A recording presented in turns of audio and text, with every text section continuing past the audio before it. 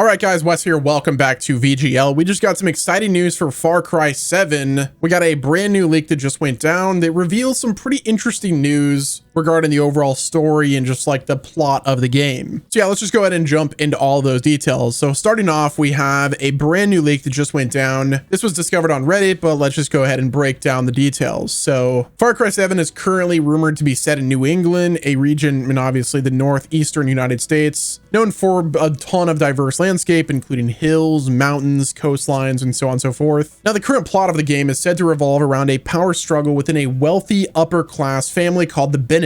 The family dynamic is currently being compared to the TV show Succession, with themes of class conflict and internal drama. Now, according to this Reddit post, this is from Gaming Leaks and Rumors. They said Far Cry 7 plot details. The user said, last year I posted some casting calls for Far Cry 7, which have been taken down. So here's a summary of what we can gather from the descriptions. So the plot in question revolves around the wealthy family, like I mentioned, called the Bennetts, which those family members consist of a person named Layla, Dax, Bree, Christian, Henry, and Krista. And one of the villains in the game is actually by the name of Ian Duncan and is described as a conspiracy theorist with an army of quote-unquote believers and an envy of the wealthy elite and the power they wield. Alongside these characters are the two who appear to be secondary, John McKay and a doctor named Safna Kazan. It then said that another detail is that New England is mentioned several times in the description, suggesting that that could be the setting. So apparently the group allegedly kidnaps the protagonist family and conducts hallucinogenic experiments on the children and animals, creating a tense and high-stake narrative. Which immediately when I saw this news, I was like, this reminds me of another game that we played, a game by the name of Far Cry 5, which also featured a cult and family drama, but with a different twist. Now with Far Cry 7, the protagonist is reportedly on a mission to rescue their family within a strict time limit, which is a significant departure from the series' usual open-ended gameplay, which apparently one of the rumored changes is the introduction of a real-time clock mechanic. Leaks claim that players will have 24 real-life hours, equivalent to 72 hours in-game, to complete the main story and save their family, which that sounds pretty interesting. Obviously, it's not everyone's cup of tea, but the ticking clock could add some urgency and just overall shake up the traditional Far Cry formula, which typically allows for players to explore and complete objectives at their own pace. Now, doing the 24-hour clock technically wouldn't make it so you couldn't do things at your own pace. Perhaps they're going to make it so like if you don't save your family within that 24 hours, you'll get better equipment and other things to continue on your story in attempting to save your family, or you just kind of reset. It's hard saying what they plan to do. But again, this change has left a lot of fans like fully divided. There's some that are really hyped about the innovation, while others might feel that it's like really restrictive or just straight up rushed. Now, additionally, Far Cry 7 is set to include a ton of new gameplay features like tactical sprinting, sliding, vaulting, with an updated inventory and looting system. And it's Ubisoft's goal to kind of like modernize the gameplay loop of Far Cry to align it more closely with the current trends in FPS shooters. So that sounds like a good thing, but it also sounds like a really bad thing. Don't know where I land on this, but it's pretty interesting. Now, we do not have the official announcement for Far Cry 7. Like, we're not going to get that for a while, which we'll talk about the release date and reveal soon. Leaks and insider reports indicate that it's still in early development. Like, I'm sure they're still in the pre-production phase of the game. Maybe they're a little bit further along. It's hard saying. And the game is reportedly codenamed Blackbird. As we've mentioned on the channel, Blackbird has been known for quite a long time, and it's a part of a broader plan to reinvent the Far Cry series. So rather than going back to its roots with Far Cry 3, like, I mean, let's be honest, we all want Far Cry 3 again and just have a similar experience that's as good, if not better, story-wise, which, like, I mean, I guess it's kind of hard to make something better than Far Cry 3, but again, they definitely could at least give it a try.